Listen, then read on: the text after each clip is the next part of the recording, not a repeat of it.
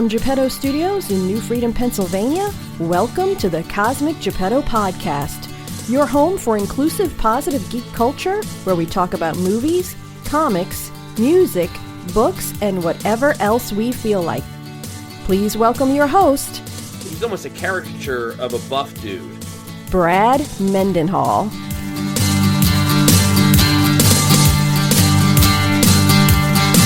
Hey kids, it is episode 255 of the Cosmic Geppetto Podcast. It is our 6th annual summer movie preview with Dueling Genres, Scott Carelli. We've done this for 6 years. That is shocking. Anywho, let's dive in.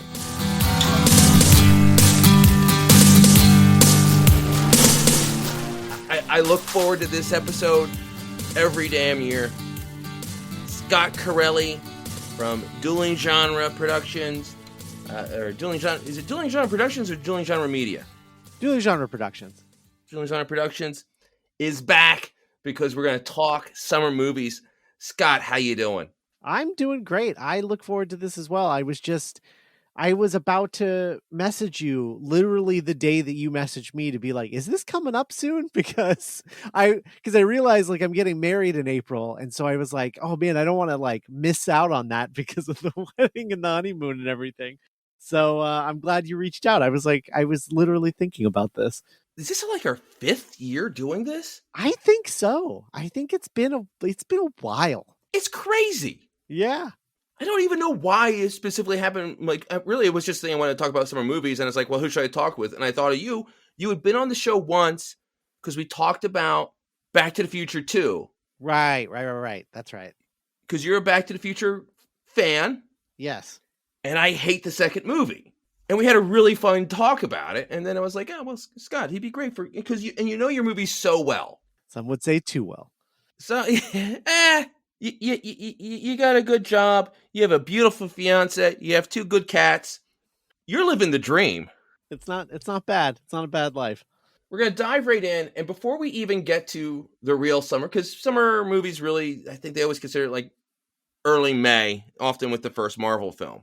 Mm-hmm. Sometimes even late April, depending on the studio. So there's a handful of stuff. As we're talking, Uncharted just came out, and that feels like a summer movie. Yeah, it does. Hollywood's really going all in on Tom Holland. Mm-hmm. Mm-hmm. And I like Tom Holland. I think Tom Holland's a good actor. I think he has, as far as Spider-Man go, he's got a better chance of having that A-list or maybe A-, B+ list stardom than Tobey Maguire. Sure. It is funny seeing him in an action role like that. It's like, and I'm just trying to get my head around. It's like, okay, is that what I see him as? Right. Whoever is helping him design his career, whether that's his manager or his agent, he needs to get rid of them because they don't know what they're doing. If you look at his movies, it's like once he got Spider-Man, every other movie that he's done is like a Rotten Tomato score below 50%. It's only the Spider-Man and Avengers movies that are not rotten movies. And that's not good. If he's going to like have any sort of lasting impact, he needs to rethink whatever his manager or agent is telling him to do. Is Uncharted is it supposed to be bad? Yeah, it's bad. Okay. Yeah. I mean, I think it's mostly generic more than just like outright bad, but generic just doesn't cut the mustard nowadays. I mean, I don't mind like a generic movie. Like I'll throw that on. Like I can't wait to watch Moonfall in the comfort of my own home. But I'm not going to go out to a theater to see it, and I'm not going to go out to a theater to see Uncharted because it's just I have no issues with movies that are just fine, but I'm not going to go to a theater to see them, if that makes sense. It's watered down Indiana Jones. It was the sort of thing that the Mummy movies were, the Brandon Fraser Mummy movies were. Right. Except this is a copy of a copy, or like an adaptation of a copy. So then it's just like, it's too many spots removed. I don't know. I always thought it was kind of a bad idea to do Uncharted as a movie, just because it's like, well, we already have Indiana Jones and it doesn't seem to be working out too well for Tomb Raider. So like, I don't know why we're doing this. It's directed by Ruben Fleischer. Yeah. Also not the most exciting choice. Not 2022 Ruben Fleischer. No. He's a long way from Zombieland and... Well, and sometimes some of these directors, man, it's a fluke. They just happen to have the exact right project at the exact right time and knock it out of the park. And then every other movie after that is chasing that lightning and they never hit it. Mark Webb is another one of those guys. 500 Days of Summer, incredible movie. And then everything after that, it's like, was that the same guy who directed that great movie? Like, what happened? Like, why? It just... Sometimes they hit a strike of lightning and then they're never able to hit it again. Is Uncharted going to make money, or is it because it's a February release? That's usually the death knell, but I know everything's changed. Yeah, I don't think it's going to make that much money. I think it's going to be like probably that Tomb Raider reboot is kind of what I'm thinking. The range it'll end up at. But they spent a ton of money on it. It seems like it. Yeah, which I think is a mistake. I don't know who was asking for a $120 million Uncharted movie.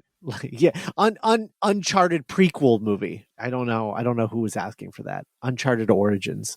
So then we go into March. Batman. Of course. Matt Reeves is a really good director. Yep. I just can't convince myself to give a crap. Oh, okay. That doesn't mean won't give a crap when it comes out. Uh-huh. I like Matt Reeves. I think Robert Pattinson is one of those casting choices that everyone laughs at and then it works. Right. And Zoe Kravitz is great. Yeah.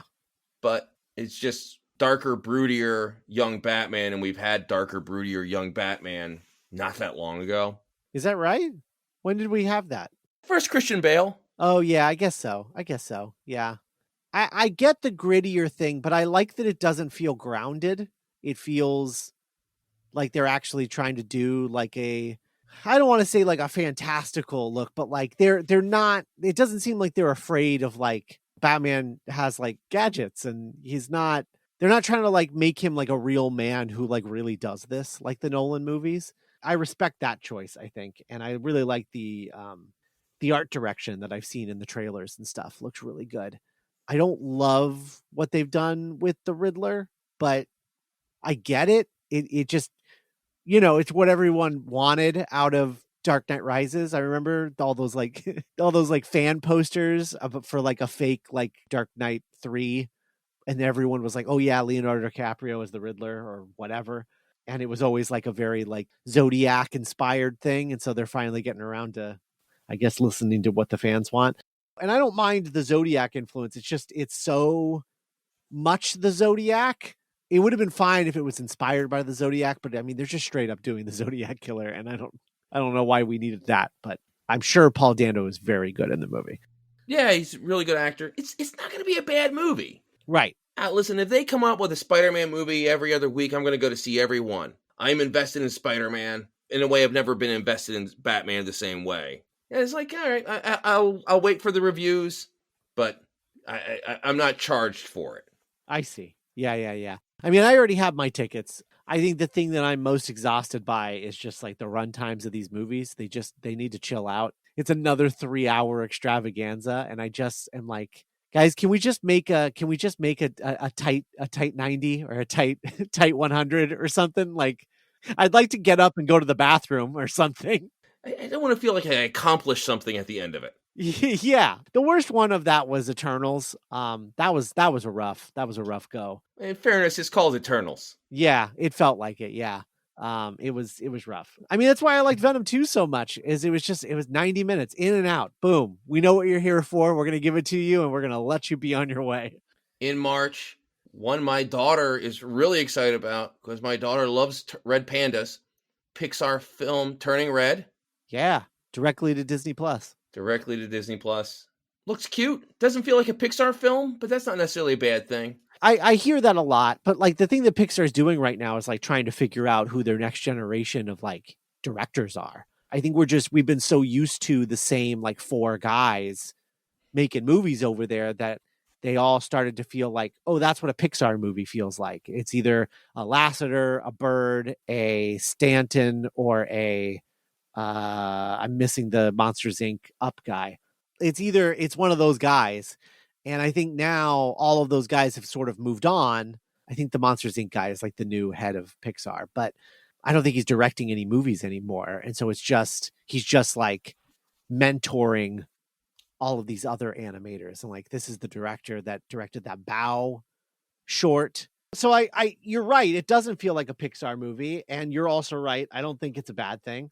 I'm just waiting for one of their new generation movies to like really pop. And so far, I don't think that's happened. Like I liked Luca quite a bit, especially being Italian. I was like, that was nice to see some Italian culture in something. I liked that movie. I liked Soul fine, but like none of these movies, I didn't leave them on cloud nine like I am like about storytelling and all these things like I was in all of those early Pixar movies. Who knows? Maybe the next generation, maybe a bunch of Gen Z kids are seeing these movies and they feel the way about them that I felt about early Pixar stuff. I don't know. I would love for there to be the next Wall-E. Yeah.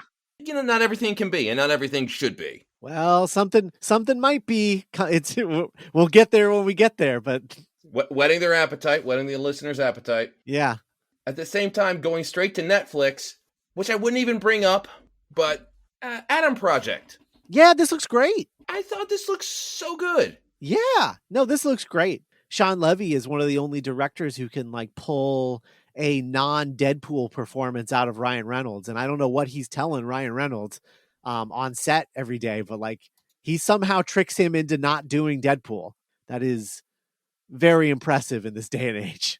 Every word out of his mouth is usually Deadpool. Yeah. I hope this is a low-key sequel that no one expected to 13 Going on 30, because Jennifer Garner and Mark Ruffalo reunited. I've seen that movie so many times. My wife loves that movie. Oh, it's phenomenal. It's a great movie. 13 Going on 30, one of those weird, quote-unquote, chick flicks that works so well. It holds up better than Big, in my opinion, because it doesn't feature a grown woman stopping having a sexual relationship with a child. Yeah, that's aged surprisingly well, not surprising. It's aged terrible, but looks great. It looks like a lot of fun. Netflix again. Boy, if you would have told me like 5 years ago that the talent that Netflix would get, Ryan Reynolds, who's pretty close to his peak, doing, and this isn't like a small movie. It's a big budget, high concept movie. Yeah. And Netflix got it. It's pretty crazy. Yeah, no, it definitely is. I'm really impressed. I just haven't loved many of the movies. I've only liked, I think, most of them. Like I can't remember the last Netflix original movie that I watched that I was like, oh, I loved that. There's always that little bit of trepidation going into these things, but I don't know. We'll see.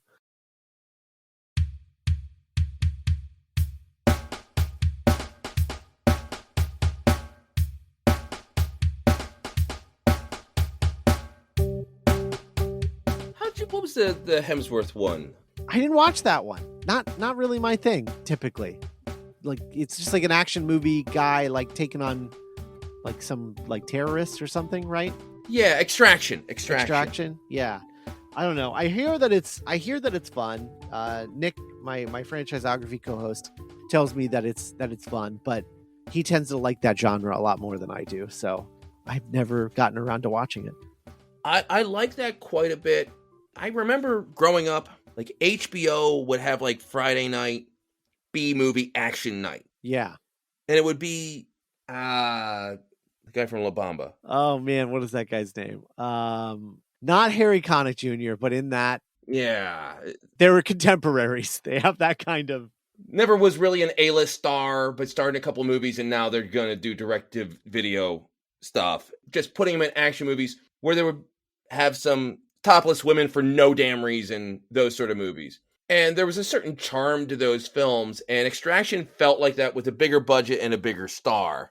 And they also had a couple of cool action oneers. Yeah, I heard about those. I hear that's like the reason to watch. It gave Chris Hemsworth a chance not to be Thor. Sure. So he was more serious and sadder, and Chris Hemsworth is in great danger of having a Ryan Reynolds thing where he just always plays the jokey, doofy, good-looking guy. Yeah. Specifically, like, I want to say, I think Ghostbusters Answer the Call was before Ragnarok, I believe. So I think since that Ghostbusters movie, I think he's been in that mode. I think that's the thing that sort of like unlocked it, where everyone's like, "Oh, he's funny. He's the best part of this Ghostbusters movie." And then Ragnarok, I think, sealed the deal. But yeah, I like him a lot. I don't like him when he is. I haven't seen a dramatic role that I like of his. But this one seems like more of like R-rated Star-Lordy kind of is what it seemed like from the trailers. Extraction kind of gets thrown around a little bit. That kind of and is like kind of just like over it, that kind of attitude. Well, he has the advantage of he's such a well-built guy where you sort of believe him getting his ass kicked the entire time. Yeah, totally. That he could stand up afterwards. You know, there was the problem where everyone's lost their mind over, and I enjoyed it well enough, the Jack Reacher TV show. Oh, sure, yeah. Where they got a guy who actually looked like the character from the books, so you believe him getting punched in the face and getting up, and Tom Cruise as Jack Reacher is like, oh, come on. Right. Just put your hand on his head and he'll swing his hands at you like your kid brother. That first one's good, though. The first one was so good. Tom Cruise aside, it's a great movie. I remember the problem is he was just saying badass stuff and badass threats. It's like, no one's going to take that serious. Sure. And Tom Cruise can be a good action star, but he's not The Rock, where he's an intimidating presence. And that can work real well. I think instead they basically had to like try and lean on the fact that like people had heard of him. And so like when you're like, oh yeah, that's Jack Reacher, you don't mess with him. You're just like, oh, I guess we just need to believe that. Because if everyone doesn't know that you don't mess with Jack Reacher, then no one is going to think that you don't mess with Jack Reacher by looking at him. It's so funny because they basically gave him, and Tom Cruise as Jack Reacher, they gave him what I always call the Steven Seagal monologue, where in every Steven Seagal movie, they would have somebody, and it was usually the bad guys who would hear is like, oh, Rico Seagal, or whatever stupid name they would give him. Yeah. Mason Storm or whatever. It's like, oh, well, he's the best of the best. He does it. And like everybody would know all of the stuff about Steven Seagal. And then in walks Steven Seagal, who was pudgy and couldn't move very well. And right. Moving on to April, movie I just saw the trailer for. The Contractor. Feels like Chris Pine already getting his Taken. I haven't heard of this one. He's an involuntarily discharged U.S. Special Forces. And so basically he's a guy who served his country and the country turned its back to him. Shady people tried to get him to do missions that it turns out he wouldn't support. Okay. And it just strikes me as the sort of movie where Chris Pine is still a younger guy and still looks like a younger guy. And it seems like something that it would be Liam Neeson maybe 10 years ago. Yeah. Chris Pine is interesting because like he does a thing that works well, which is like variations of Captain Kirk. That's your Steve Trevor, that kind of thing. Then he does these movies like, I think he was Jack Ryan at one point, right? In something? Yeah, it was what's his name? Directed the guy who directed the first Thor. Kenneth Branagh directed him. Right. So he obviously likes those kinds of movies because he's done quite a few of them. So it must just be something that he likes to do, is being in those movies, despite the fact that, like, I think you're right, he doesn't really fit in them. I don't know why he is always trying to do those. I don't think anyone wants to see him in that mode, but he always does them. I don't know. It's one, I saw the trailer, doesn't look bad, but again, it also has that Friday night HBO B-movie feel. Yeah, it feels like a Gerard Butler movie, not a... Right. Oh, Gerard Butler he'd be chomping on that scenery. Yeah. Let me see. Also in April, Sonic the Hedgehog 2. Yep. I'd make fun, but the last one made a ton of money. Also, it's good. It's fun. It's a solid movie. Like, it's not the trailer for that first one made it look like Alvin and the Chipmunks or something. And it's not. And it's like genuinely has like some good funny stuff. Jim Carrey back in like 90s mode is a lot of fun to see. You don't realize how much you've missed that guy until you see him like back in that mode. Really entertaining. It's a really entertaining movie, surprisingly entertaining. I recommend the first one. I'm going to go see the second one. I did not see the first one in theaters, and I might go see the second one in theaters, to be completely honest. I might also just wait until it's on Paramount Plus in 45 days. But you're going to see it. Yeah, I'm going to see it either way, for sure. April 15th, Fantastic Beasts, The Secrets of Dumbledore. Yeah. Johnny Depp got paid a lot of money not to be in this movie. Part of me wants to support that choice to get rid of Johnny Depp, but then the other part of me is like, well, I don't want to support a turf. That's the end of that. Like, I'm never going to finish watching those movies. Like, it's never going to happen, unfortunately. I like that universe, but I can't give that witch any more of my money.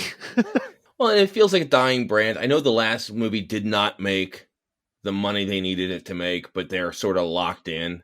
That last one was terrible. It was like vaguely pro-Nazi. It was very bad. It was really bad. Not a good time at the movies, that one. I think I'm going to skip this one, unfortunately. I would have loved to have seen Mads Mikkelsen as that character too, but what are you going to do? The same day, and I don't know, this is not a big movie. I want to see if this is on your radar. Father Stu? Father Stu. That sounds... I think I saw a thumbnail for a trailer for that, but who's in it? Mark Wahlberg playing a priest who has a debilitating disease. I want to say ALS, but I don't think it's ALS, but something along those lines. Trying to give Mark Wahlberg something dramatic to do. Yeah. Releasing it in April isn't a good sign, though. His father is played by Mel Gibson. Oh, woof. Swing and a miss. There we go. Mel Gibson keeps getting shots. Yeah, I don't get it. I feel like Mel Gibson continuously getting work is just like proof that whenever those conspiracy nuts are like, Jewish people control the media, I'm like, I don't think they do, guys, or Mel Gibson wouldn't be getting work anymore. And listen, if he was just stuck to crappy B movies, that'd be one thing.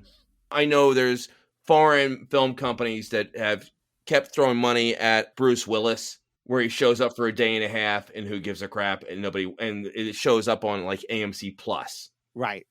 And Gibson does a lot of those, but then he shows up with Mark Wahlberg, and like, Mark Wahlberg can say no to this stuff. I don't think he cares. I think he likes him, because remember that one the second movie he did with Will Ferrell. Oh yeah. Daddy's Home. Yeah. Daddy's Home too. Yeah. I don't know. It didn't look bad. I don't really buy Mark Wahlberg. Mark Wahlberg can be really effective in very specific roles. Yes, right.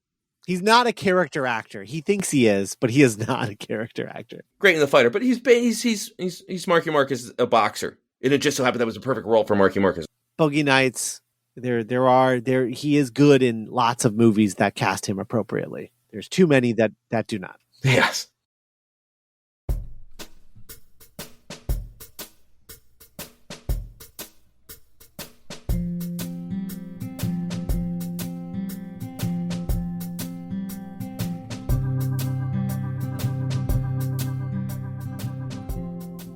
The Bad Guys. I think this looks great.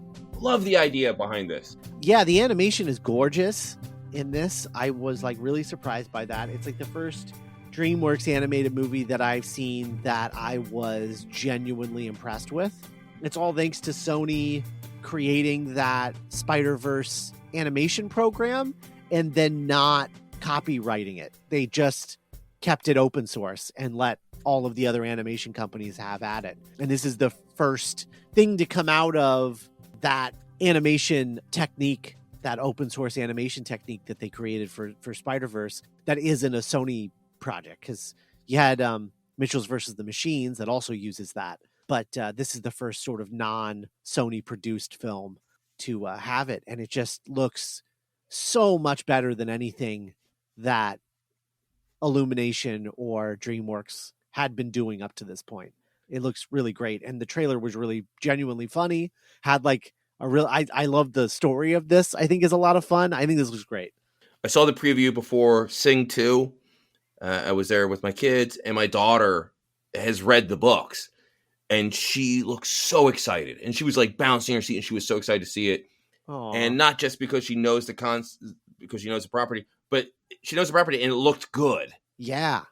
And it's kinetic and it just pops. No, it's great. It really, really looks fantastic. Sam Rockwell, I'm surprised hasn't done more voice work. He has such a unique voice. I'm very surprised that I'm sure he's done some voice work in the past, and I'm just not remembering what it is. But when he popped up, I was like, man, why isn't he doing more of this? This is so good. I remember last year when we did this last time, and we talked about some actors who get voice work where why?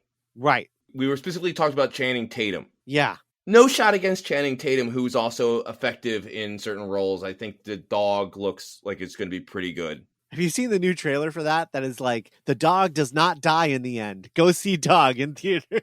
That's smart advertising. I know. It was like, wow, that's the best thing I've seen in a while. But Channing Tatum is not known for his vocal prowess or having an interesting voice. Right. He's a good-looking guy that with decent comedic chops that can move real well. Yeah. Sam Rockwell's the exact opposite. He's got a great voice. Yeah. Around the same time, once every 5 to 10 years, Nicolas Cage shakes off all the weird Nicolas Cage stuff and finds the right role to do something cool. And I'm wondering if The Unbearable Weight of Massive Talent's going to be that, where he's playing Nicolas Cage. I hope so. But this is the kind of movie that is either going to be really good or just a bummer. And I don't know by the trailer, I can't tell which one it's going to be. These like sort of meta self-aware movies, I don't know. Like they have to be really good to be good, or I feel like they get a little up their own butt. Well, and it's tough because Nicolas Cage, from what I understand, is difficult because his head's filled with cats and rocking chairs. There's God knows it's hard to control him and get a controlled performance. And if he goes too far with it, it's going to be terrible. His thing is he does not get paid. He does not show up to a set for anything less than $1 million because of like all the debt that he has accrued from, poor spending and things. And so he doesn't show up to a set for less than $1 million, but he also doesn't really negotiate for much more than that. So like he basically gets paid $1 million per movie. You can imagine he probably loses about half of it to agents, managers, lawyers, taxes, etc.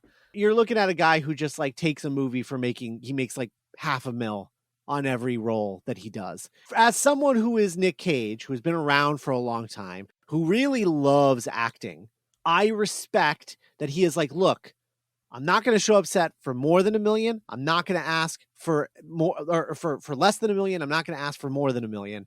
Pay me $1 million. I will show up and I will give you the best performance that I have in me. But you're not going to tell me what to do.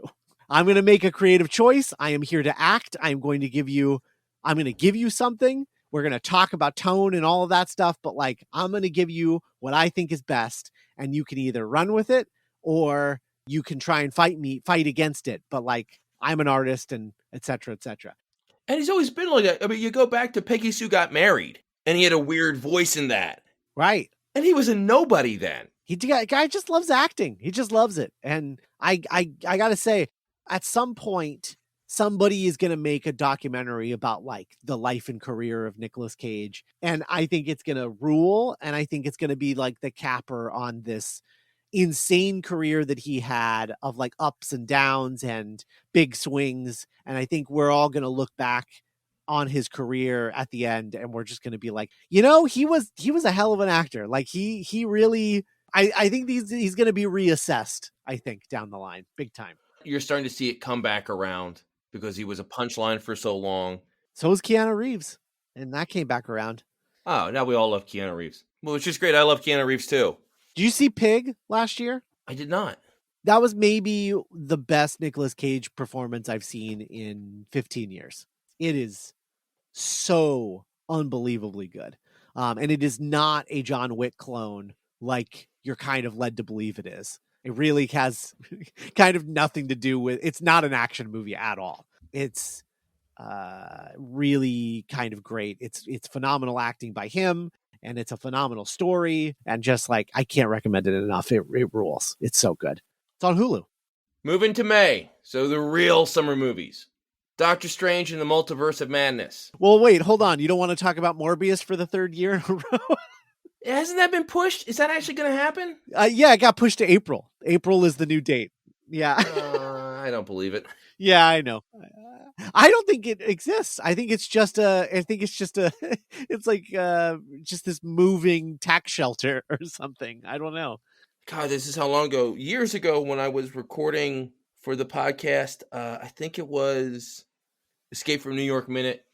We had someone on who was sort of in the industry who would do voiceover work, and they had done some sort of voiceover work for an early Morbius trailer. And said, it's like, oh, this is actually just really good. I think it's going to be really good. I was like, really? Morbius? Yeah.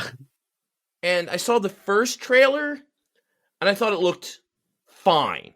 Yeah.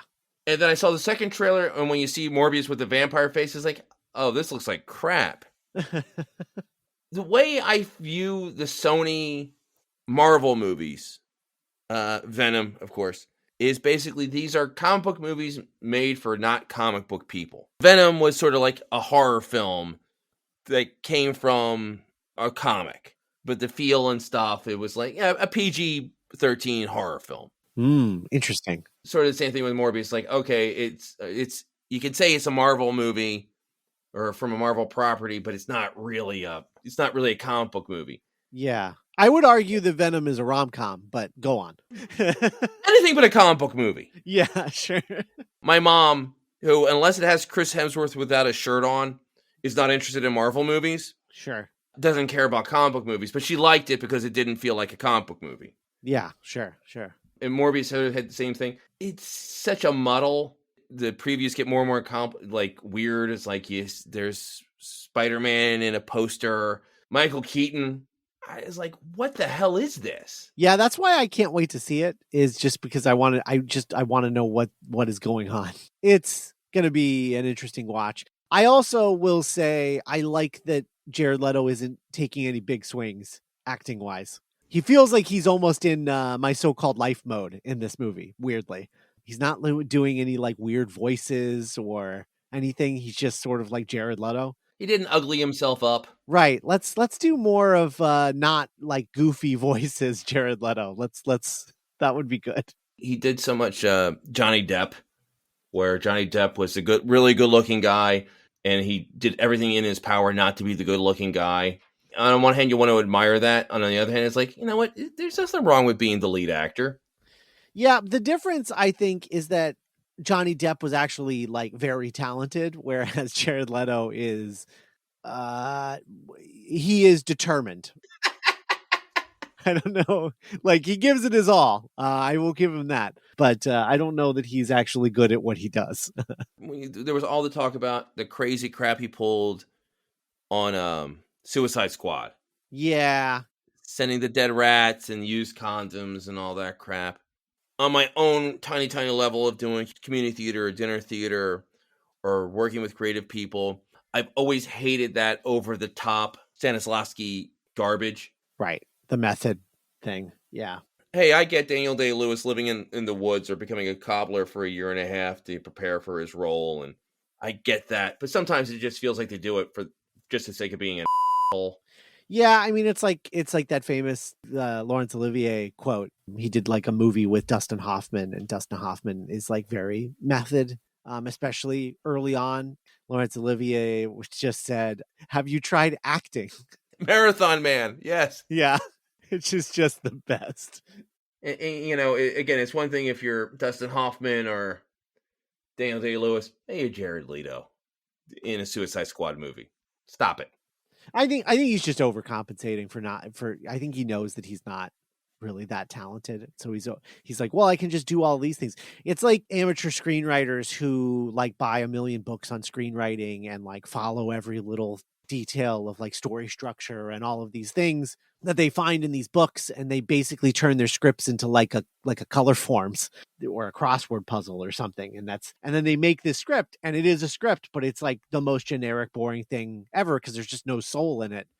He's basically doing the acting equivalent of that, I think, where he's like you doing all these techniques to cover up the fact that he's not a particularly talented actor. Yeah, he knows he's great looking, and that's the only reason. And if he looked like, I'm trying to think of a generic ugly guy, John Madden, rest in peace, that he wouldn't have a career. Yeah. It was a weird pull, but I did it. Good.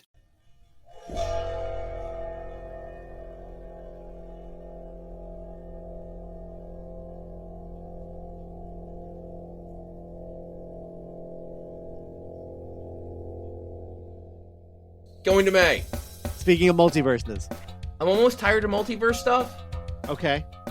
Strap in, buddy, because I think that's all of Phase 4. I think that's their Kang, I think, is all about multiverses. I think that's what they're doing. I love Sam Raimi. I liked the first Doctor Strange movie a little more than everyone else did. I thought it was a solid first Marvel movie. Yep, agreed. First Sam Raimi picture in 9 years, though. 9 years.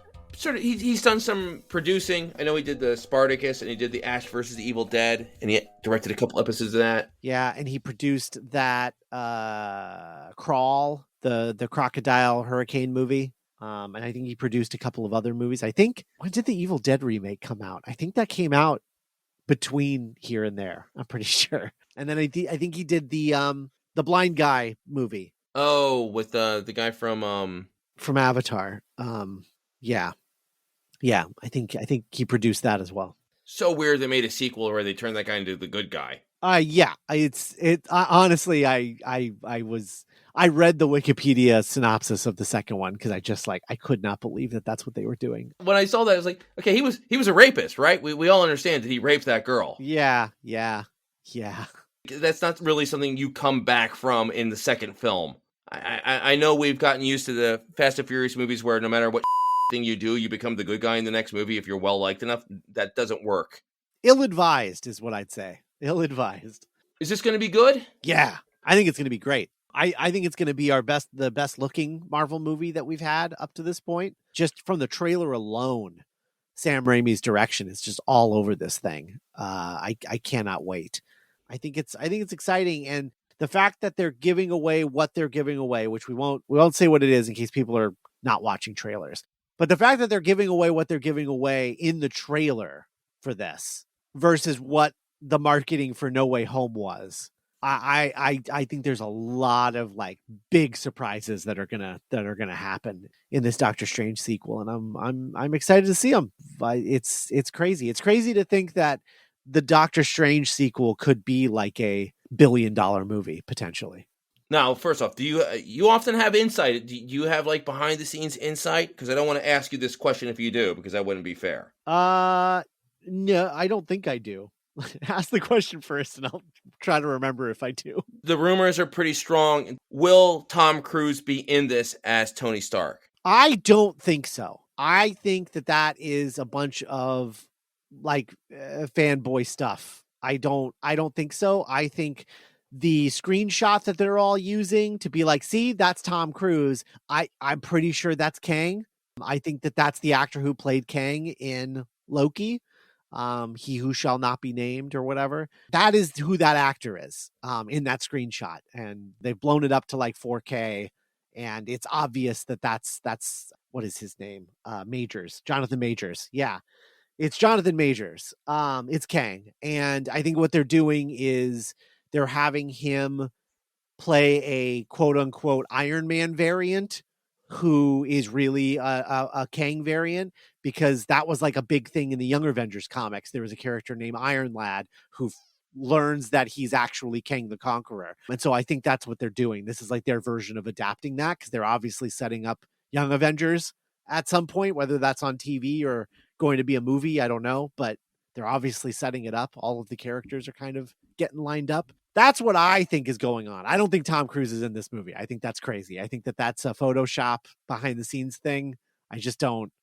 It doesn't make any sense. I don't want him in it. I don't. No, and I think it's stupid. It doesn't make any sense because they're like, yeah, he was developing an Iron Man movie in the 90s. So we should get him in too. And it's like, what are you guys talking about? Why would anyone do that? That has never happened in the history of anything, like referencing something that outside of the realm of like Nancy Smith in Indiana. No one is going to understand why Tom Cruise is in this movie. That'd be like having Arnold Schwarzenegger as Dr. Octopus in the Spider-Man movie. Yeah, right.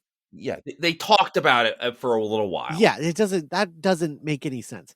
I don't think so. I don't think he is. And if he is in the movie, I don't think he's playing Tony Stark. He's probably doing something else, but I don't think he is, because not for nothing, but the whole time that this movie was shooting, he was shooting Mission Impossible.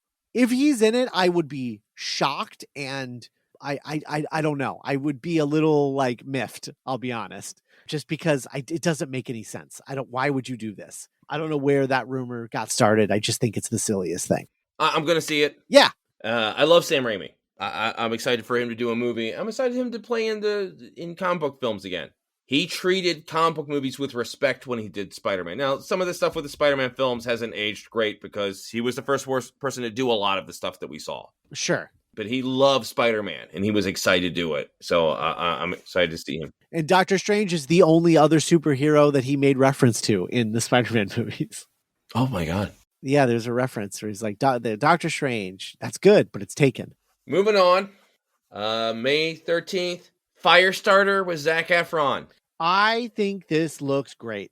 And it looks like they are adapting the ending from the book that wasn't in the original movie, the Drew Barrymore movie, which is doesn't really hold up. It's kind of sleepy, that movie. And the effects are not great. But yeah, they could not do the ending of the book, and it looks like that's what they're doing with this one, is like that's the reason they're readapting this, is because they can actually pull off the ending from the book now.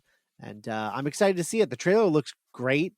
I know a lot of people made a big deal of Zac Efron playing a dad, and people getting upset by that because they're like, oh no, I'm old. But the thing you have to remember is that the characters in the book are supposed to be very young parents. Like they had her when they were like 14, 15, something like that in the books. He is supposed to be a very young father. Breathe a sigh of relief, everyone. It's okay.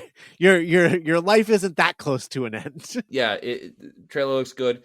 It's a property that they keep going back to because they made like some one or two TV movies with Firestarter.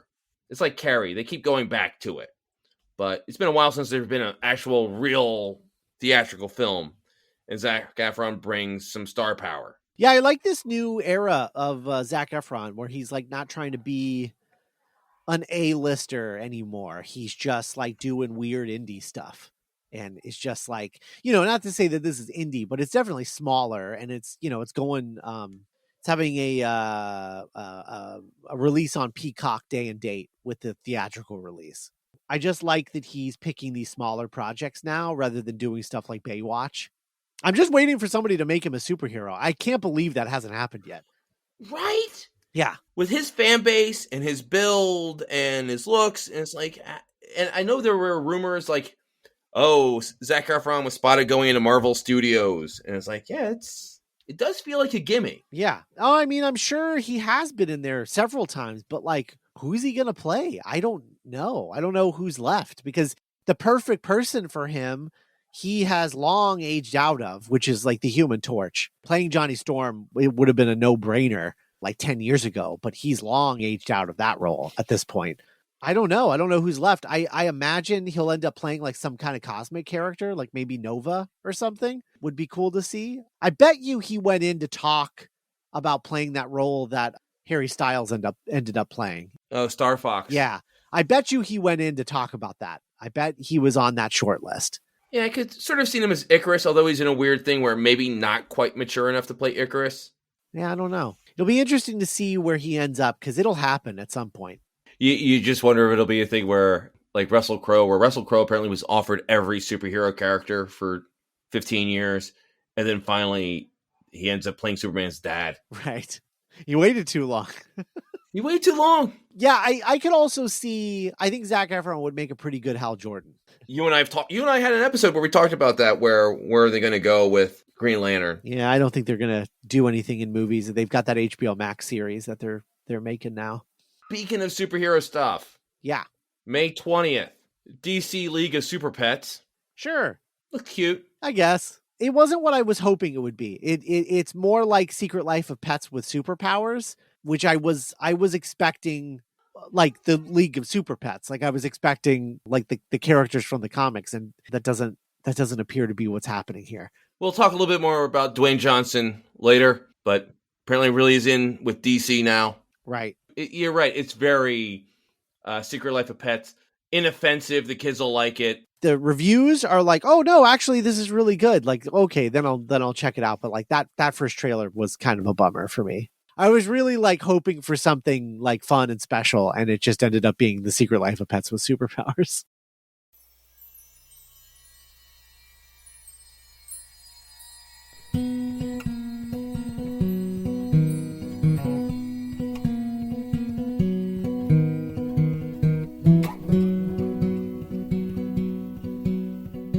May 27th, two movies we've talked about before. Okay. The Bob's Burger movie. Yeah, finally. There was actually a trailer. Looks good. Yeah.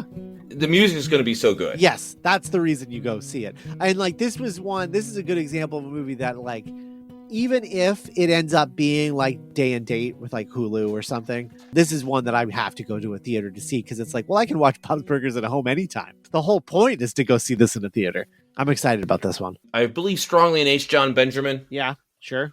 The same day, finally, Top Gun Maverick. Just remind everyone, it's like, oh, hey, remember how much we love Top Gun? Wasn't that good a movie? No. Tom Cruise was at just an enormous white-hot peak of stardom at that point where he could do anything. And we haven't seen A-list like that for so long. Yeah. Where an actor with enough buzz and stardom and charisma could drag a mediocre movie into everyone sees it and we all forget. It's like, it was just sort of boring action stuff and volleyball. Not to mention the fact that if they did what they do in that movie against the Russians, it would have ended with the start of World War III. Val Kilmer apparently is going to have a cameo. If you've seen Val Kilmer lately, I don't know how they're going to make that work. That's just going to bum everybody out. I don't know. It's zero interest in this. It's cool that it's practical airplane dogfights, but like, it's just, I just have zero interest. They're going to give Tom Cruise a girlfriend for the first time in like 20 years of movies. Oh. So, and it's Jennifer Connelly. Okay. You forget that for the longest time, he wasn't an action star. He was a romantic leading man. Right. Like with the Mission Impossible movies, it became less and less about getting the girl. And also, people got turned off to him as a leading man because of the jumping on the couch stuff. Well, and just the Scientology in general, I think. On the 10th of June, Jurassic World Dominion. Yeah, I look, I'm a defender of the Jurassic World movies. I think they're good, and I think this one looks fantastic, and I think that Colin Trevorrow is playing the long game with this trilogy, and I think he's finally gotten to the point where he wanted to be in terms of recreating the feeling that you get or got the first time you saw the first Jurassic Park. He wanted to like recreate that feeling again, and had to make a trilogy of films to like get there. But that opening shot of like from the trailer of the horses running with the dinosaurs, like it's cool. It's cool. It's like something I've never seen before. I'm really looking forward to this. And I think the other thing that I really like about that first trailer, at least, is that like, I don't even know what the plot of this movie is. It's just, it's like a good trailer of just like mood and there's like some character stuff. And obviously we're getting to see like the OGs back. That's cool. I have no idea what the plot of this movie is other than like the dinosaurs are like out in nature now. And that's kind of cool. That's kind of exciting that we like don't know what this movie's about. Love seeing the original actors. It's going to be dinosaurs. It's hard to go. It's funny. I say it's hard to go wrong with dinosaurs. No one else can do dinosaurs well. It's just been this series. Yeah, that's true. Well, I mean, we'll all just wait with bated breath until they turn Dom's car into a time machine, and then we get Fast and Furious versus dinosaurs or something. Any moment, yes. I guarantee you they've had that conversation. Can we do time travel in this? Oh, man. The answer is yes. Do it. June 17th, Lightyear. There it is. Made reference to this one earlier. This feels like it could be, theoretically, the next WALL-E. It looks very earnest in like a really cool way. I think it looks gorgeous. The animation looks gorgeous. Juxtaposing this with Turning Red is really interesting because the animation styles couldn't be more different. Whereas like before, you used to be able to just tell it was a Pixar movie because of the way everybody looked. And so I think that's really cool that they're growing in this way. I think this movie looks like it's going to be awesome. I think that Pixar wanted to make a sci-fi movie, like a 4-quadrant sci-fi adventure movie. And they were like, well, I don't think we're going to get this approved because they want us to keep making movies for children. But if we use the IP of Buzz Lightyear to do it, maybe we could like sneak in something really cool. And so I think that's what they're doing. I remember when they announced it, I didn't buy in right away because it's a lot to buy into. It's weird. It's a weird idea. It's like, yeah, this is the guy that Buzz Lightyear from the other movies is based on, but it's not the same guy. It's like, what the hell are we doing here? And voiced by Chris Evans. And it's like, what? Oh, it's like, what?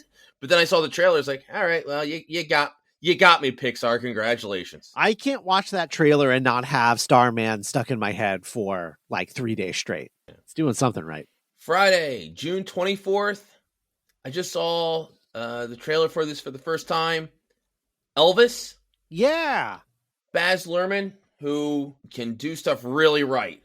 Yeah. Hasn't done anything since Great Gatsby. No movies. He did The Get Down on Netflix, but he hasn't done a movie in, again, another like, I think it's been like 9 years. When did Great Gatsby come out? Oh my God. Yeah, I think you're right. It's been a decade. Yeah. Wow. Tom Hanks as the Colonel. Yep. The movie looks bonkers in the way that Baz Luhrmann movies look bonkers. Although it looks more grounded than like Great Gatsby did. Great Gatsby was like just absolutely insane. This looks a little more grounded, but it still seems like it's going to be like a surreal surreal Baz Luhrmann movie, but about Elvis Presley. It's exciting. I'm a sucker for a good music biopic, so I'm here for this. I'm here for it too. Going back to Strictly Ballroom, I'm a Luhrmann believer. Yeah. Hanks, who's in an interesting part of his career where he's playing the older guys. Right. And doing some character work. Seemed like from the ad they're trying to make the Colonel sound sympathetic, which I have a tough time buying into, but that's fine. I picked up more on like a manipulative vibe from him than, he's trying to get Elvis to sympathize with him, but I don't think the movie's going to sympathize with him. Definitely not good guy, but... Yeah.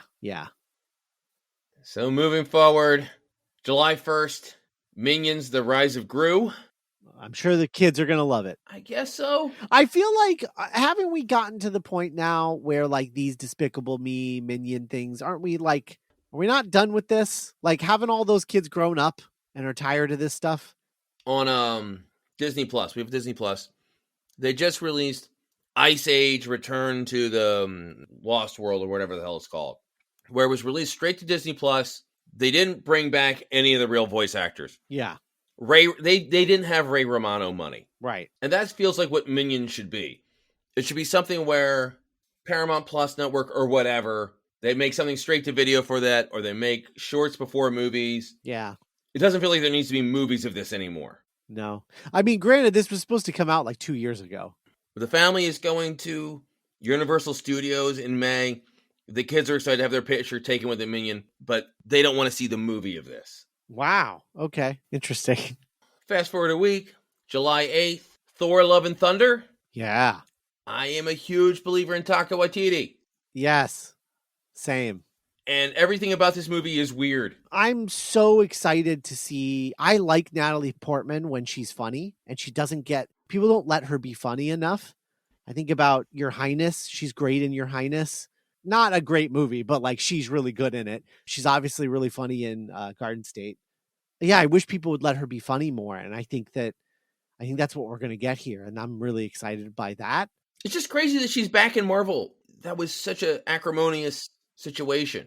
He tried to get her to come back for Ragnarok, and she had zero interest. And then she was convinced to watch Ragnarok, and then she finally took a meeting with Taika, and he told her what he wanted to do and why he wanted to bring her back, and she was 100% on board. She wanted to make the movie that Patty Jenkins wanted to make with The Dark World. It would have been the correct choice, was to make the movie that she wanted to make, because The Dark World is... It's the bottom 2 or 3 of Marvel Yeah, films. yeah. The worst Marvel movie, you'll kind of waffle back and forth between Iron Man 2 and Thor 2. Like, those are the 2 worst ones. They went in a different direction, and I think it was a mistake. I think she's just been holding a grudge ever since. She tried to pull in the first... They would have already had a movie directed by a female director, like, right away. But they wouldn't back down by the way they made movies back then, because they thought they knew what they were doing. And I think that movie taught Kevin Feige to, like, I think he got a little humble on that one. And I think it's exactly what he needed as a producer. It's unfortunate that it went the way that it went, but I'm excited that she's back. I think that her and Chris Hemsworth have chemistry for days, so I'm excited for that. And yeah, I'm excited to see her work with Taika Waititi. I'm also, like, I can't wait to see the first trailer for this, because I don't think Taika would have done this if he didn't have, like, a new take on Thor. And, like, I think he's making a completely different movie, and I'm excited to see what that movie is. I just can't believe Christian Bale back in a comic book movie. Yeah, playing a villain, an alien villain. Russell Crowe is Zeus. It's like, how did they get these people in this movie? Yeah, because of Taika Waititi. Everybody wants to work with him. He comes across so well, so likable, and that doesn't offset talent. Right. But he seems to understand how to, like, manage people. It's going to be great. I would just be stunned if it's not great. Right. Waititi's on such a tear, is becoming a rare celebrity director. It's crazy too, because it feels like he has an overnight success, but, like, he had directed, like, I want to say 4 or 5 movies before What We Do in the Shadows. He's literally whatever the opposite of an overnight success is. But it's just it's so interesting that, like, yeah, he just had this, like, slow burn of a career, and then he finally hit it with that What We Do in the Shadows movie, and now he's, like, he's everywhere. It's crazy. It's crazy. He's exactly what I want to see happen when people take on Marvel or DC films or Star Wars or whatever it is. When they take on these big projects where you have your limitations, but you want a director, an up-and-coming director, to take this, knock it out of the park, do something different, do something cool, and then they have the chance to do with Waititi. He did Jojo Rabbit afterwards. Right. And Jojo Rabbit wouldn't happen if he didn't have the success of Thor. It's like, okay, you're going to... Young kid who gets partially blown up and his imaginary friend's Hitler, and you're going to play Hitler. No, we're not going to give you money to do that. Right. But because of Ragnarok, he got that blank check. That's cool. I can't wait to see what he does next. I don't know which is happening first, if it's Love and Thunder or Next Goal Wins. But he's got 2 movies coming out this year. Yeah, and he has a TV show, like a pirate show. That airs, like, in March. There's just a lot of cool Waititi stuff out, or coming towards us.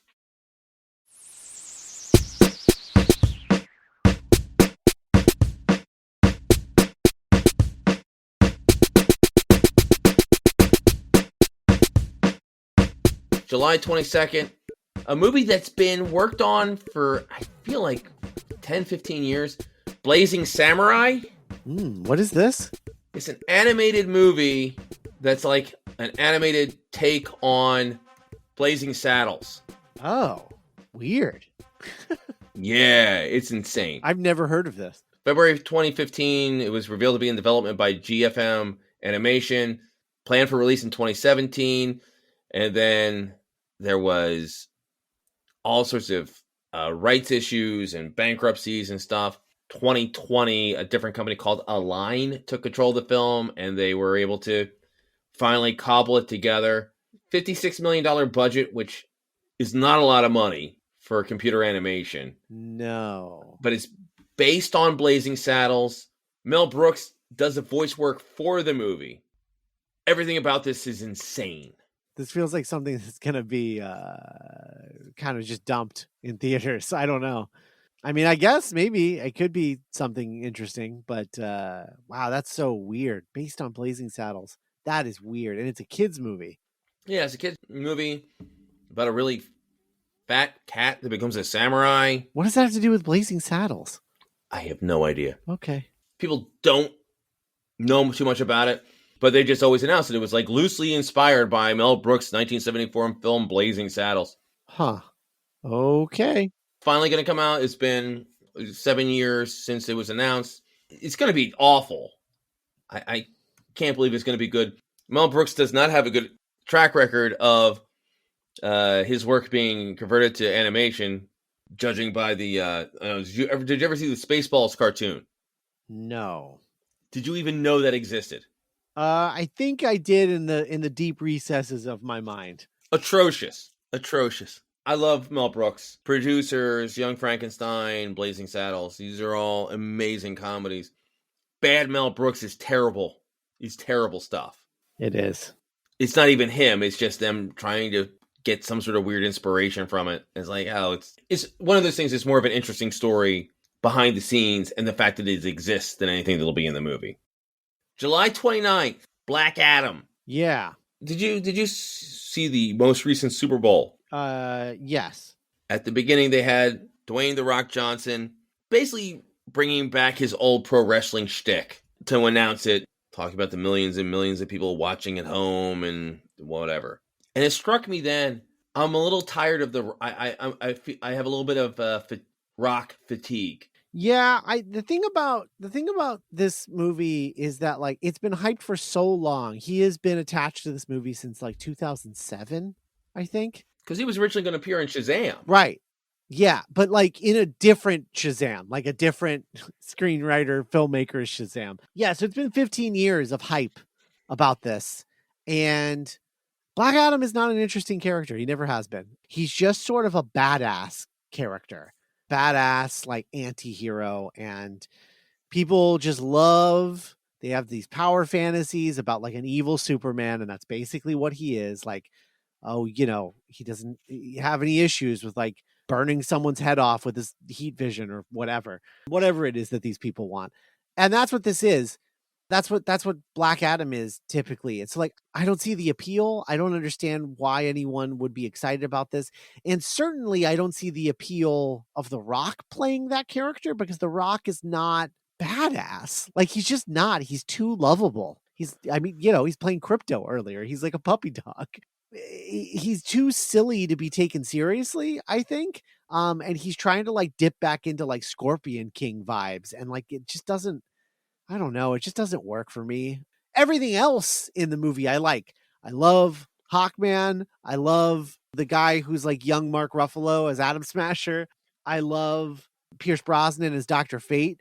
That's good stuff. I'm excited to see all of those things. I love like all that JSA stuff is a lot of fun. But the fact that it's all in a Black Adam movie is just sort of leaving me a little apathetic. I mean, I'll be there. I'm a huge DC Comics fan. Black Adam getting his own movie never made any sense to me. I mean, Black Adam's only thing is it's basically just a take on his costume is just basically Shazam's costume, bad guy-ish. The whole point of the character, he was just a guy who was tough enough to give Captain Marvel a fight.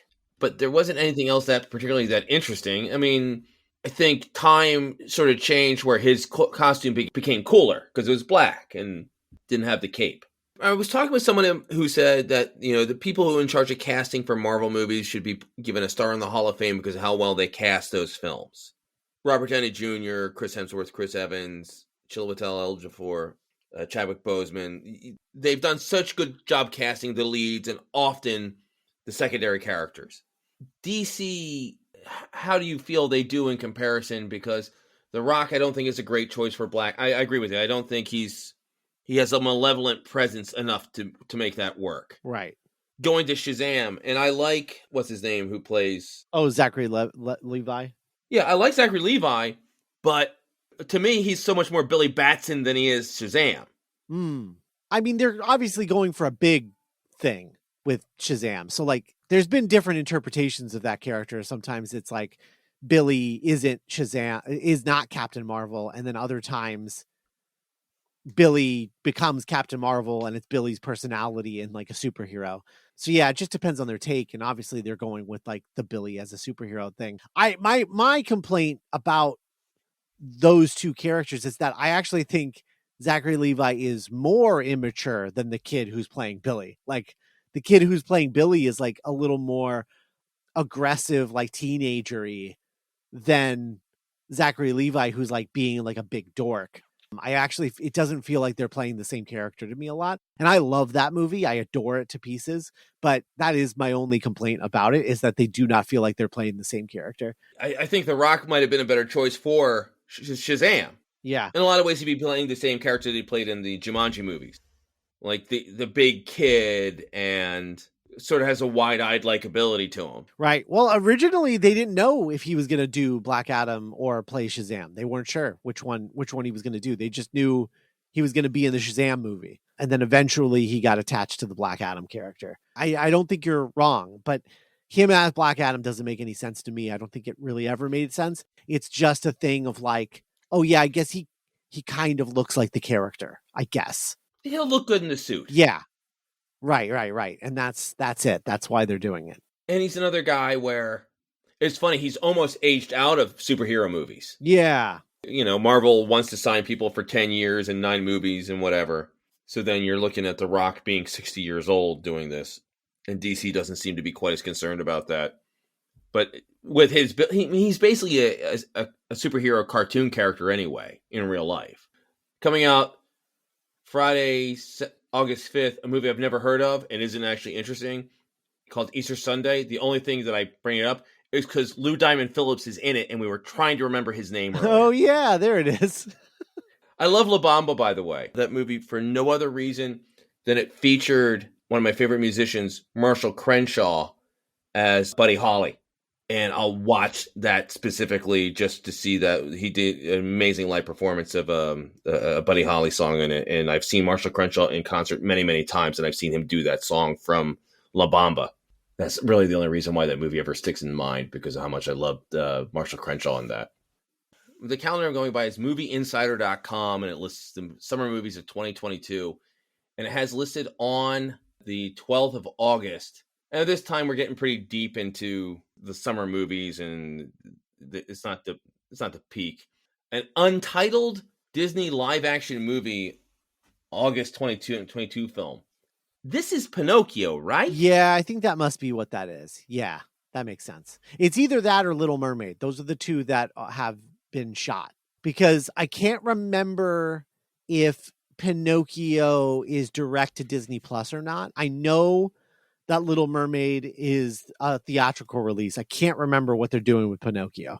The Disney live action stuff, they've all been moneymakers.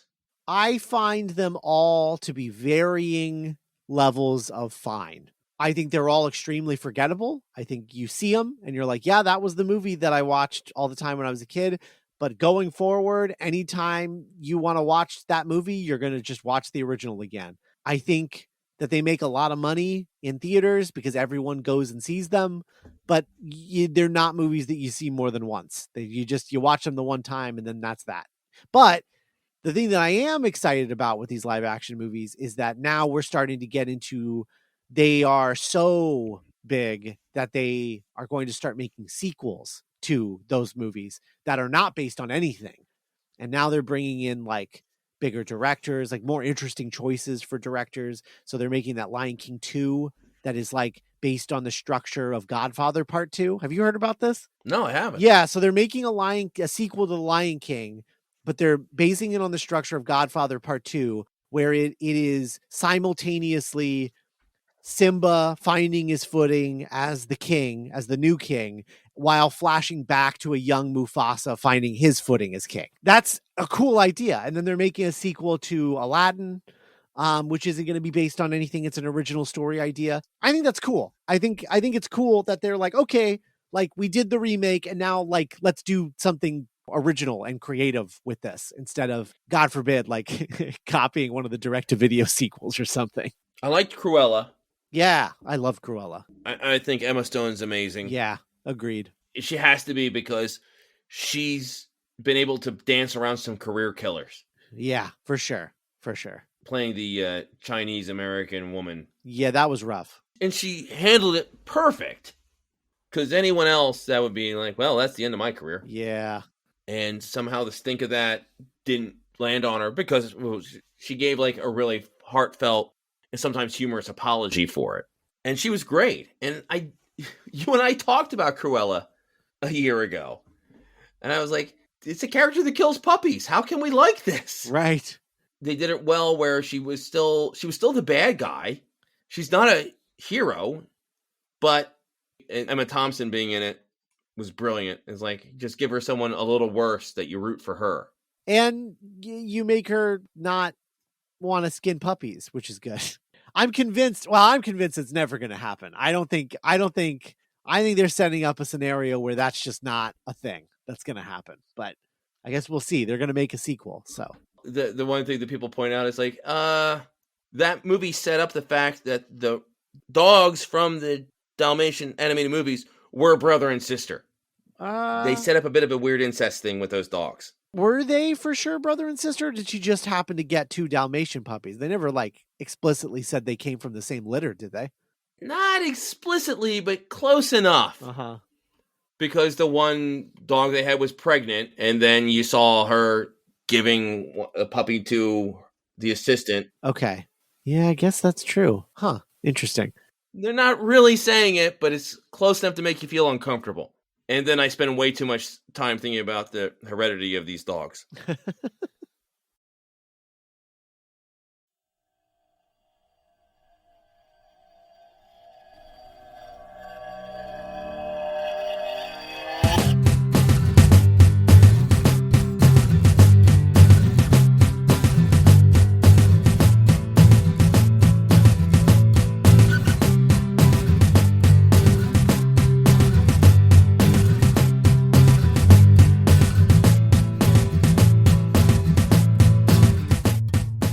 Pinocchio, that's a Zemeckis film, right?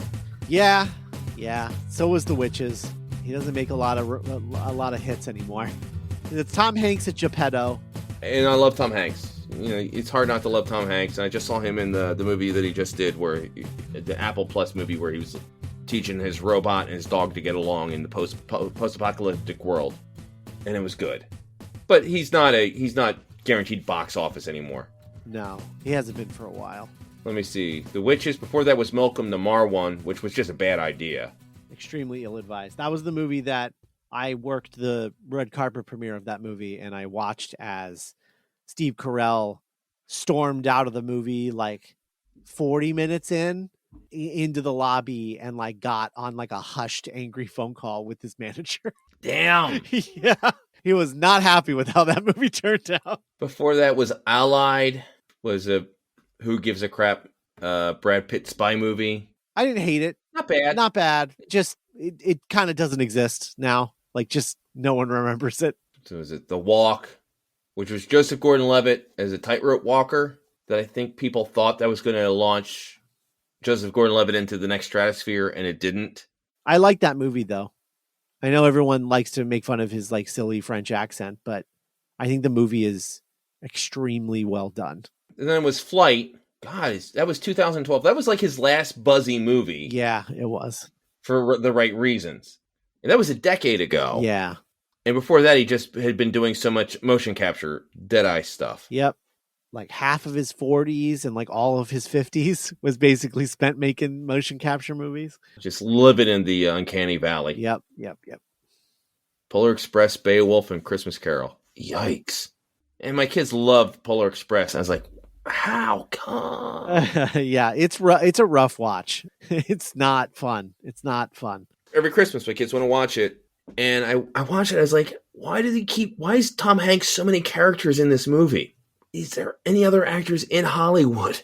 Well, I mean, I guess that was like, they were like experimenting with the medium, I think was the thing where they're just like, yeah, you could do this and you could play like 5 or 6 different characters, but like all you have to do is change your body language.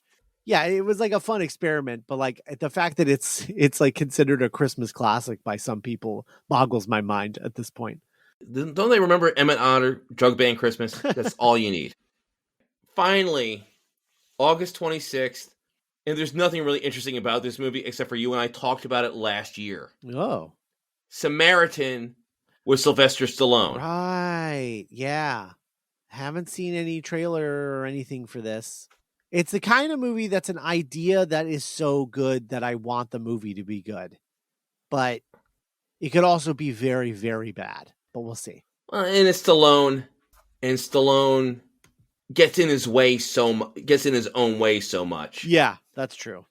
And it's funny because the whole idea is he's a superhero that sort of doesn't remember he's a superhero. He's trying to convince people that he was a superhero. And Joe Manganiello did something similar to that like a year or two ago. I'm trying to remember the name of that. Right. I remember that. Yeah, I mean I think the plot of this I think is that there was a superhero called Samaritan, and this kid thinks that his like neighbor or whatever is him like in hiding. And so like he's trying to convince him to like come back and be a superhero again. Like that could be really cool, but if they didn't put any money into it, like it could be really bad. Action hero actors can be really tough because they don't like losing fights. They don't like looking bad. I mean, I know there's been talk with the Fast and Furious movies how so many of the actors have things in their contracts where they're not allowed to lose fights or look vulnerable. And Stallone will have that sometimes. But when he actually allows himself to show some vulnerability, he's able to put together really good performances. He was great doing the voice work for the Suicide Squad as King Shark. He was good in that. You know, it was just a cameo, but in the second Guardians movie, it was like, oh, it's Stallone. I hope that becomes more than a cameo because I think that's a lot. I loved that idea of that original Ravagers team being the original Guardians of the Galaxy. I think that's a really cool idea that I hope that they get back into with the third one or do like a spin-off or something. I would love to see that. That sort of sounds like it has Disney Plus all over it because they had like a neat bunch of actors showing up at the end. Ving Rhames and the woman who was in the Boba Fett also was one of the original Ravagers. Yeah. I'd watch it. But yeah, so I haven't seen anything for it yet. I'll be curious. Stallone at his age doing the superhero thing would be sort of fun and being able to tweak it. Superhero movies, there's been enough of them in enough different ways where you can, it's become sort of what Westerns were. I'm not the first person to say this.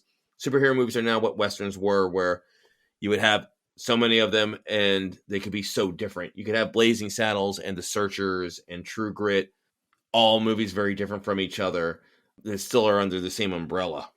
You know, now we're at a point where Peacemaker and Batman and Spider-Man are still all superhero movies, but are also different from each other. And The Boys and stuff like that. Yeah, that's true. So what have I missed, Scott? What have you missed? Let's see. I don't know. I can't think of anything else.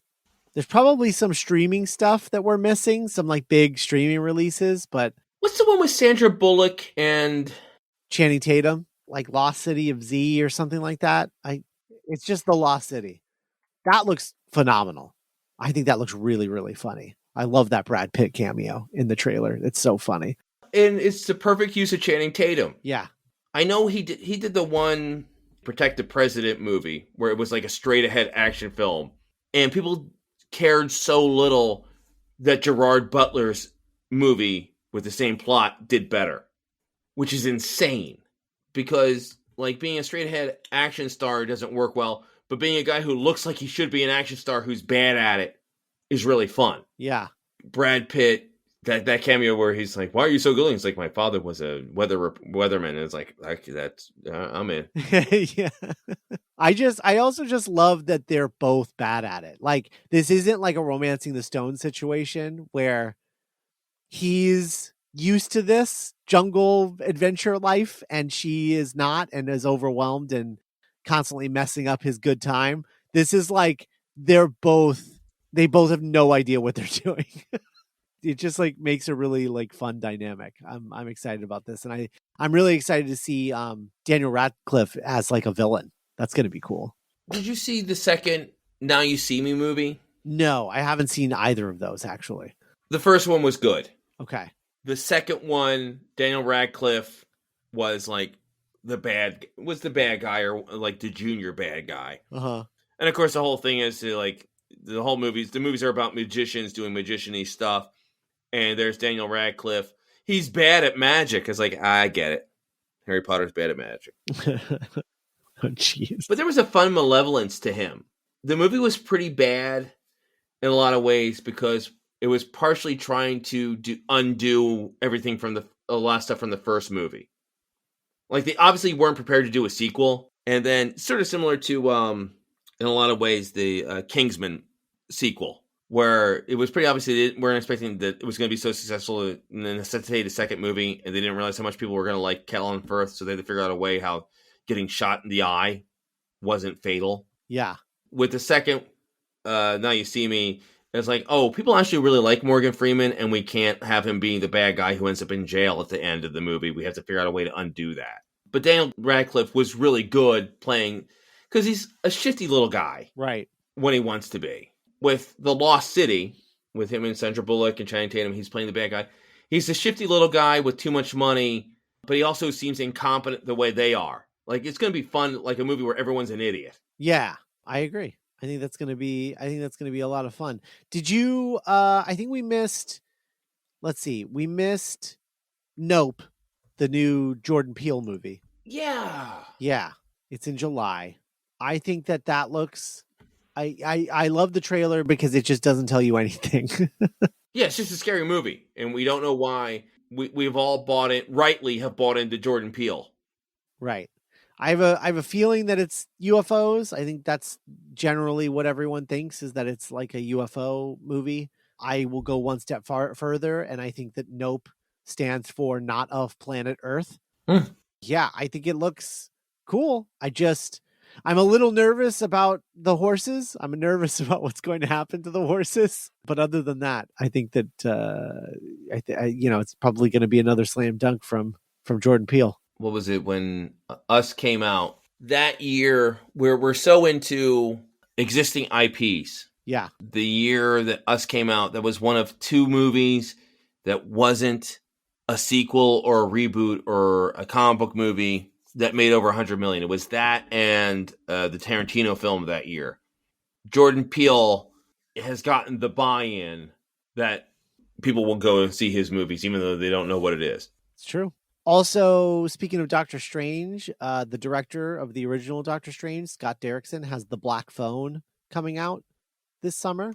A horror film that is supposed to be so good that it was originally supposed to be released like this month in February or like end of January, and they pushed it to the summer, and now it's opening opposite Elvis. So that's like a really good sign in terms of like how good this could be. How do you like Derrickson? I like Derrickson a lot. I like him. I really like Sinister. I think Sinister is like one of the scariest movies I've ever seen, with one of the best jump scares I think I've ever seen in a movie. The Exorcism one, well, I guess does he have two? Did he do Exorcism of? The Exorcism of Emily Rose. He did that one? Okay. So like, I like Exorcism of Emily Rose a lot. The other Exorcism movie that he did, I liked less. The one with Eric Bana. That was like just before Doctor Strange, I think. Deliver Us from Evil? Yes, that's the one. I didn't love that one, but I really like Sinister and Exorcism of Emily Rose. And obviously we talked about Doctor Strange. I don't know. I like Scott Derrickson. I think he's good. It's good that there's good horror. Absolutely. We're in an interesting time of horror where the Halloween reboot or return or whatever you want to call it, where Jamie Lee Curtis returns to it. The first of those movies was really well received. The second one, not so much. It took a big swing. Feels like they could have sort of like just done what they wanted to do with one movie. They didn't need a new trilogy out of it, but that's not how the business works. Right.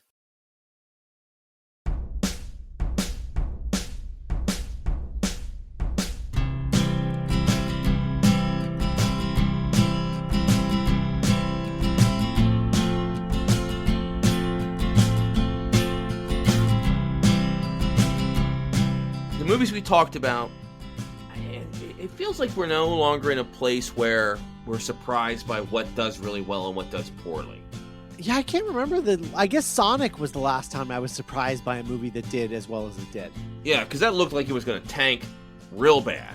Yeah, and then they did the whole redesign thing, and then everyone rewarded them by going to see the movie, and it really worked out. God, could you imagine if that we were in this Sonic shared universe now, and it was that original Sonic design? I feel like everybody has forgotten about that at this point because of how successful that movie ended up being. And it was sort of like the last big budget movie that came out before the pandemic. Right. So it ended up being like the biggest grossing movie of that year. By default. The Sonic looked awful. Yeah. What's Jim Carrey doing? Yeah. Jim Carrey had been off the radar for a while. I know he did an HBO show for 1 or 2 short seasons and was doing movies that weren't getting major release, and he was trying not to do the Ace Ventura stuff. And then you say it was like, oh my God, he's just doing the Ace Ventura stuff, but now with a weird mustache. Right. They delayed it, which is usually the kiss of death, and they reanimated it and spent a lot of money, and all of a sudden it's like, oh, okay, well, now it looks great. It's like, this is still a movie about a cartoon hedgehog, but shows what I know. Yeah, people showed up, man. They really showed up. But is there anything in there that you think is going to tank? Tank. And anything that you think is going to do much better than we expect it to? I think Morbius is going to do better than we would think. I think Venom has proven that people are interested in that Sony Marvel aesthetic. And so I think it's going to do better than you think. Will people like it? I think it'll be about like that first Venom where like some people are like, yeah, it's not bad. And then like other people will be like, no, it's awful. It's one of the worst movies I've ever seen. It belongs in the late 90s. As far as like any other like movies that might tank, I don't know. I would be surprised if Top Gun was like a runaway success. I think it is going to be very underwhelming at the box office because I don't think this generation really goes for military propaganda as much as like the Reagan era did. So I could see that one being like not a big hit. Yeah, but as far as like other like big surprises, I don't know. Tom Cruise, if it's not Mission Impossible, he hasn't had a non-Mission Impossible success for quite a while. I mean, even the first, and we talked about how we both liked the first Jack Reacher, that wasn't a huge success in theaters. No. It was sort of like almost like a Jason Bourne thing where it really found its audience out in home video and whatever. And it was just successful enough to have a pretty crappy sequel. That sequel was so damn bad. Christopher McQuarrie was busy. I think he was directing the next Mission Impossible at that point. So he moved on. You and I talked about this last year where jets fighting each other isn't visually interesting. When you watch the old Top Gun, it just really feels like, and I know this isn't what it was, but it feels like a lot of stock footage of planes flying and then stock footage of a plane exploding, and it feels like you have the movie. Right. Yeah. Yeah, I really do think that movie is not going to be a huge hit. Like, I think it'll probably have a solid opening, and then I think it's going to have a huge drop the second week, and then just sort of never recover, and then end up on Paramount Plus 45 days later, and just sort of forgotten about, like so many of those legacy sequels that get made that don't become like new franchise starters. There's those late era sequels 20 years later or reboots. God, for some reason I was just thinking about the Two Jakes, the sequel to Chinatown. Oh, right. Notorious. This is how my memory works. I remember somebody doing what we did a long time ago where I was watching a special on the local TV channel about the 10 biggest movies of the summer. The guy predicting what the 10 biggest movies of the summer were going to be. And he thought that Two Jakes was going to be the biggest movie of that year. Wow. Jack Nicholson, that was Jack Nicholson's first movie after playing the Joker in the first the Michael Keaton Batman film. Right. So he was the biggest star on the planet. He starred in and directed it, I believe, as well, Nicholson. Right. And it's a sequel to Chinatown. The previews actually looked pretty good because the costumes were gorgeous. Sure. But it was 20 years too late. Nobody cared. And it also wasn't a great movie. But, you have that. And nobody thinks of Chinatown and then thinks it's like, oh, yeah, but the sequel, what about the sequel? Nobody cares. Everyone pretends it didn't happen. The Terminator series, where there have been, 5 Terminator movies? Nobody cares after the second one. I think there's been 6. God, that's too many. Yeah. You're right, because there was 3. That was the third one with Arnold. And then there was the one that was Christian Bale, where they were trying to do it with Christian Bale and the guy from Avatar. Right. And then they had 2 more with Arnold. Right. Within like 3 or 4 years of each other. Yes. And nobody cares. That last Terminator movie is like a really good example of what I think the Top Gun thing is going to be. I think that it's just going to come out, and the people who are like, yeah, I guess I have to see it, are going to go see it, and then like no one else will, and it'll just be like lost and forgotten to time. But maybe I'll be wrong. Maybe it'll be a huge success with I don't know, Midwestern conservatives or something. I don't know. I have no idea. I'm always interested in the IPs that keep coming back even though nobody cares. Sure. The classic example I always think of is Lone Ranger, where every 5 to 10 years there's a new Lone Ranger property. And they immediately tank. Because there was obviously the one with the cannibal from a few years back in Johnny Depp. Yeah.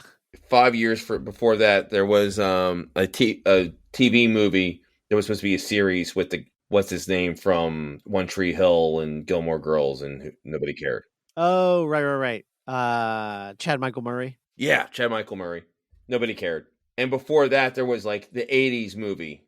Yeah. The guy who was Lone Ranger was so bad an actor that he did one movie, that was it, and they had someone else do his voice. Wow.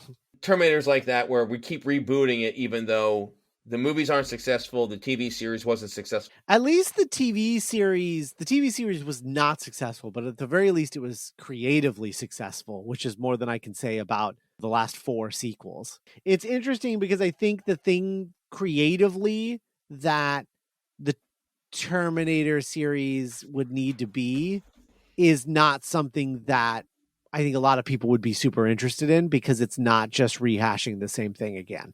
I think that's the problem. And it's also, we've just never stopped seeing those guys. So it's like, you don't get the sort of like thrill of seeing like the 3 people from Jurassic Park together in Jurassic World Dominion. You don't get that thrill of seeing like Han Solo on the Millennium Falcon again.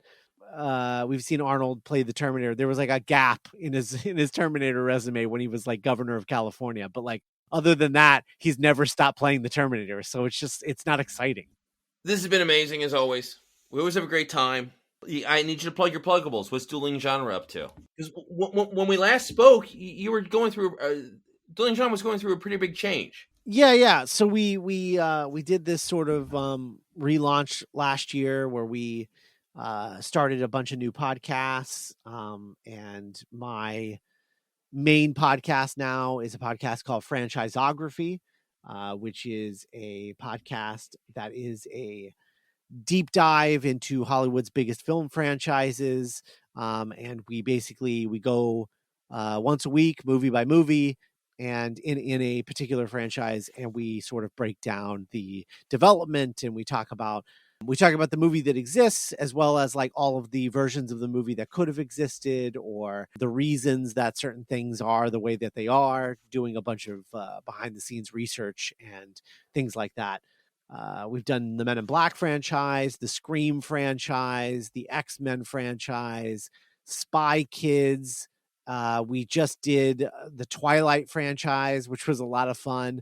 We are getting ready to do The Matrix and Pirates of the Caribbean are the next couple. So lots of like really, fun franchises to talk about. We talk about the highs, the lows, the story of how these movies got made, whether they're entries into a franchise that you love that you don't like. Like we usually find behind the scenes stories as to like why they are the way they are. Been a lot of fun, and I hope people will check it out. It's I'm really proud of the show. We do lots of genres, so there's something for everybody. We get a lot of people now who are just sort of like watching along with us with every franchise that we take on, and that's been really gratifying and fun to see. And it's a good time. Check it out anywhere you get your podcast. Franchisography. Movie franchises have changed so much from when I was growing up, because basically you understood that the first movie would be really good, and then it would just get 25% worse with each iteration. Yeah. So Superman was great. Superman 2 was pretty good. Superman 3 was dreck, and Superman 4 was like they were barely trying. Yeah, it was like it's basically unwatchable. Yeah. And now Thor Ragnarok, the third of that series, is, in my opinion, and a lot of people agree with me, the best of that series. Yeah, for sure. And there can actually be course corrections. I mean, with Thor, the first one was pretty good. The second one was pretty bad. The third one was really good. And now we have hopes that the fourth one could be the best of the lot. Right. That never used to happen because, quite frankly, they would lose the budget after the first movie. I mean, look at Fast and Furious. It didn't even find its footing until the fifth entry. It was insane. Yeah. The fifth movie. Like, everyone's like, oh, I love Fast and Furious. I mean, they're not very good until the fifth one. But once you get there, it's great. Who would believe the idea is like, okay, let's bring The Rock. And The Rock, by that point, was a pretty big star. Yeah. Yeah. Absolutely. That wouldn't happen with the fourth Superman movie. They wouldn't bring in whoever was the equivalent. They wouldn't bring in Arnold Schwarzenegger by the fourth Superman movie to prop up that series. Scott, this has been amazing. We recommend everyone check out Dueling Genre. Is, I've said this for years now, the gold standard of podcasting networks. And you are the gold standard of guests. Thanks, Brad. We always have a great time talking. Let's try to get together between now and next summer. Yeah, sounds good.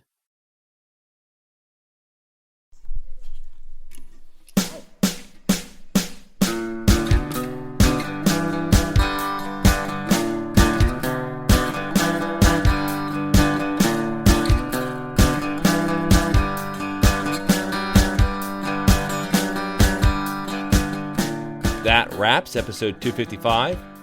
Big thanks to Scott Carelli. I look forward to this conversation every year. As long as I do this show, our summer movie talk will be part of it.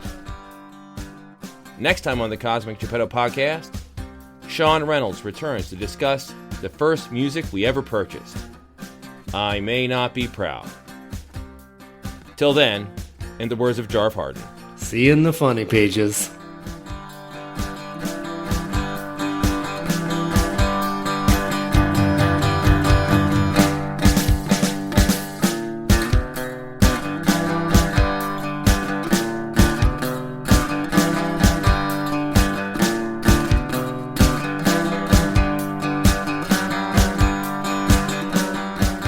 Subscribe to the Cosmic Geppetto podcast on iTunes, Stitcher, or wherever quality podcasts can be found.